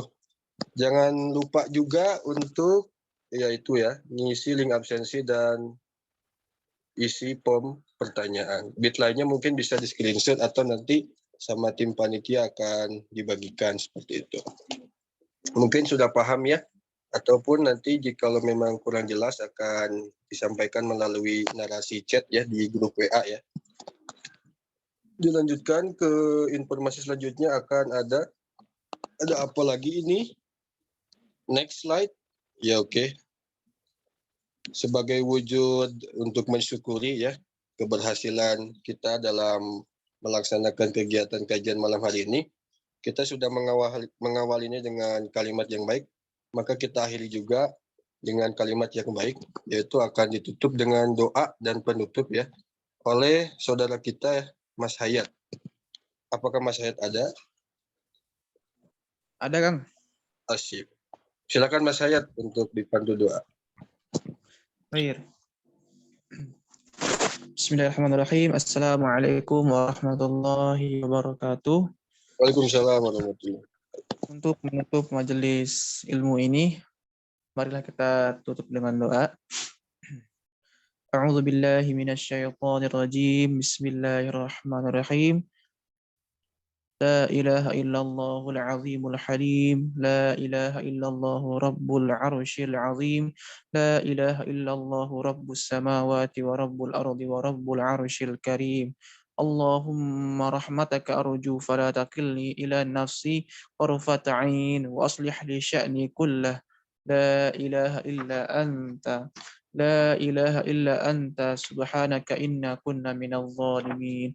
ربنا ظلمنا أنفسنا وإن لم تغفر لنا وترحمنا لنكونن من الخاسرين اللهم إني أعوذ بك من الهم والحزن والعجز والكسل والبخل والجبن وضلع الدين وغلبة الرجال اللهم لا سهل إلا ما جعلته سهلا وأنت تجعل الحزن إذا شئت سهلا اللهم لا تدع لنا ذنبا إلا غفرته ولا هما إلا فرجته ولا عيبا إلا سترته ولا دينا إلا قضيته ولا سقما إلا شفيته ولا حاجة إلا قضيتها ويسرتها ويسر لنا أمورنا واشرح صدورنا ونور قلوبنا واختم بالصالحات أعمالنا واختم لنا بالإيمان واختم لنا بالإسلام واختم لنا بحسن الخاتمة اللهم ادفع عنا الغلاء والبلاء والوباء والفحشاء والمنكر والسيوف المختلفة والشدائد والمحن ما ظهر منها وما بطن من بلدنا هذا خاصة ومن بلدان المسلمين عامة إنك على كل شيء قدير اللهم أعز الإسلام والمسلمين وأذل الشرك والمشركين ودمر أعداء الدين واحمي حوزة الإسلام واجمع كلمة المسلمين على الحق يا رب العالمين اللهم اجعلنا من أهل الشكورى اللهم اجعلنا من أهل الصبورى اللهم اجعلنا من أهل القرآن يا مجيب السائلين ربنا تقبل منا دعاءنا إنك أنت السميع العليم وتب علينا يا مولانا إنك أنت التواب الرحيم ربنا آتنا في الدنيا حسنة وفي الآخرة حسنة وقنا عذاب النار سبحان ربك رب العزة عما يصفون وسلام على المرسلين والحمد لله رب العالمين السلام عليكم ورحمة الله وبركاته. Waalaikumsalam warahmatullahi wabarakatuh. Amin amin ya rabbal alamin. Terima kasih Mas Hayat atas doa yang sudah dipanjatkan. Semoga doa tersebut bisa dikabulkan oleh Allah Subhanahu wa taala. Baik rekan-rekan sekalian, Bapak Ibu sekalian, untuk selanjutnya mungkin ada penyampaian informasi terakhir gitu ya. Ada slide terakhir. Nah, insya Allah karena event sekolah keluarga ini merupakan sebuah rangkaian gitu ya. Setelah pertemuan pertama ini, insya Allah akan dilanjutkan kembali ke pertemuan kedua gitu ya. Insya Allah akan dilaksanakan pada tanggal 12 November tahun 2022 pada pukul yang sama ya, 19.30 sampai jam 9 malam atau sampai dengan selesai melalui Zoom yang berkaitan dengan tema hak dan kewajiban suami istri. Nah, saya doakan semoga rekan-rekan sekalian diberikan usia di pertemuan selanjutnya. Jangan sampai terlewat, tolong diagendakan gitu ya. Baik, mungkin untuk selanjutnya saya mewakili panitia gitu ya, mengucapkan terima kasih atas kehadiran rekan-rekan sekalian dalam acara kajian malam hari ini. Semoga bermanfaat dan mohon maaf apabila dalam pelaksanaannya masih terdapat berbagai macam kekurangan. Semoga bisa dievaluasi di pertemuan selanjutnya. Akhirul kalam dari saya. Assalamualaikum warahmatullahi wabarakatuh. Assalamualaikum warahmatullahi wabarakatuh. Waalaikumsalam warahmatullahi wabarakatuh. Waalaikumsalam warahmatullahi wabarakatuh. Terima kasih semua. Selamat istirahat.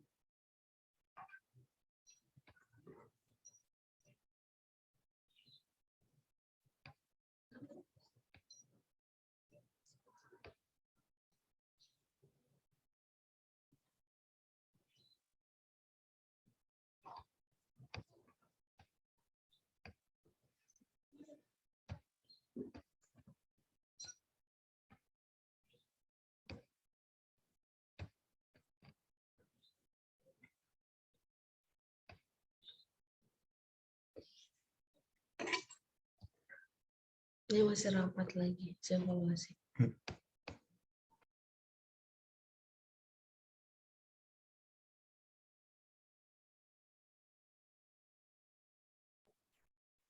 Panitia dan pengurus ini dulu ya, kumpul dulu.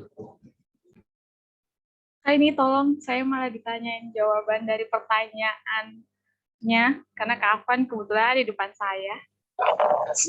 Tuh sama tuh Uni Kalau Uni ada tuh. yang bisa menjawab mungkin. Uni tuh. Ada Uni.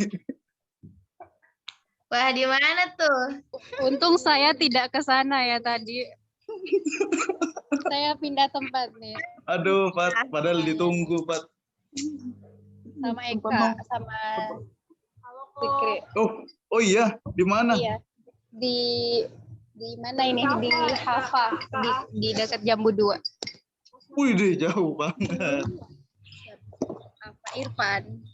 Jauh banget nongkrongnya. Oh iya. Sekarang Fatma jadi anak nongkrong ya. Ya, halo Eka, how are you?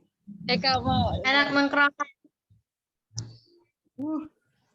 Introvert sekali itu teman Fatma yang satu ini. Apa ini nih? Dia lagi di Itu boba. Afan beli rotinya 1, pakai mejanya 2 jam ya. Iyalah. Dia mah dari tadi pagi kayaknya nongkrong di sana. Tidak dong, masa tadi bantu ngepel juga ya.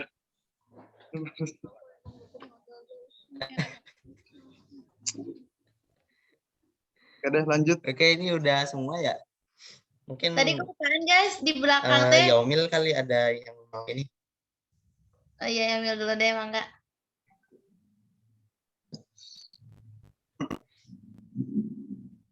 Yang pertama terima kasih teman-teman semua sudah meluangkan waktunya.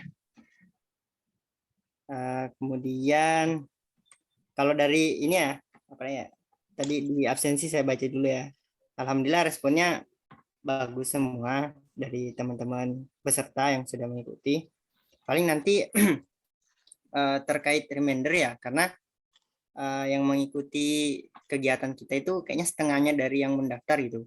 Jadi mungkin buat pengingat ke teman-teman peserta bisa lebih inilah, kalau misalnya 3 hari sebelumnya sudah bisa diingatkan lagi, sampai di hari hanya juga tetap diingatkan gitu. Paling itu Ivan yang bisa disampaikan dulu.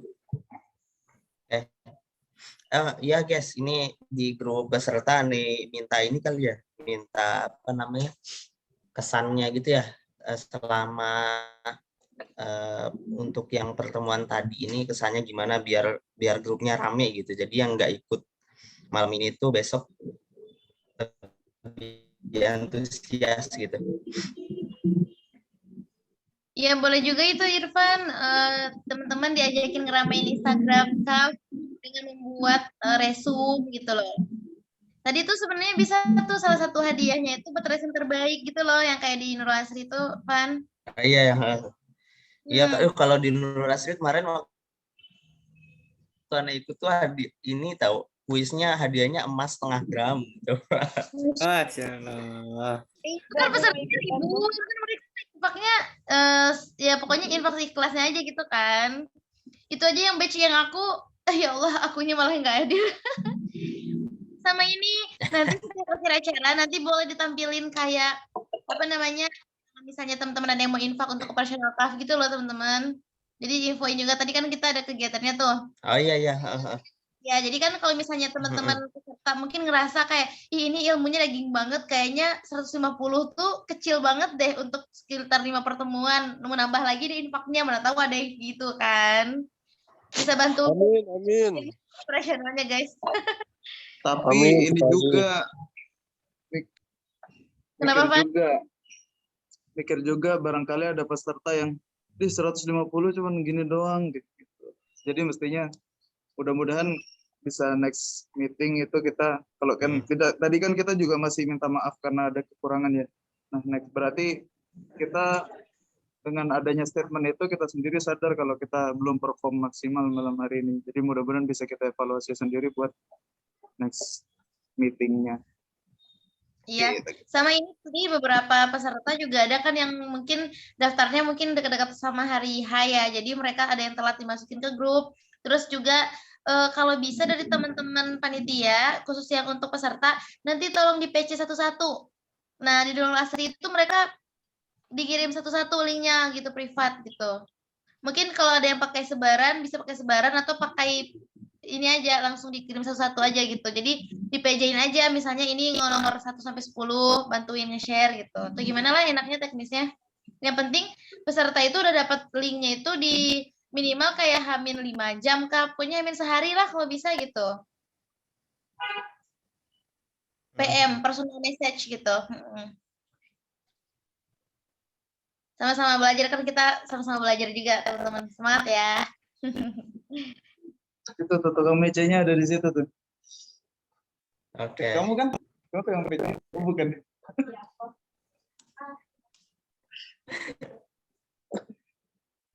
Ini minggu depan jangan di sana lagi ya. Nggak baik buat kesehatan mental. Ya Uni hati-hati ya. Kenapa nih gara-gara? Makanya aku udah mulai jarang ke Bawah Batu gara-gara udah. Ibu, kamu belum bayar uang bakso ya? Tolong ya. Entar ya, Ma. Jadi nggak usah menjauhnya pasti gara-gara itu. Masih diungkit-ungkit katanya dulu udah ikhlas. Gede banget suara aku. Iya. Untung nggak ada orang. Di sini juga gede suaranya. Ya Allah. Oke. Gimana yang lain nih teman-teman yang lain ada lagi nggak masukan-masukan untuk acara kita ke depannya? Nah, untuk pertemuan selanjutnya nggak ada kuis, Mas, adanya challenge. Ya, challenge apa tuh? Challenge aja ngeramein resume. Jadi Oh iya. bikin catatan gitu. Iya, bikin postingan di tag KOF, nanti dijuriin lah sama panitia mana resume terbaik dan termenarik postingannya gitu. Nggak harus di Sama donatur batch kedua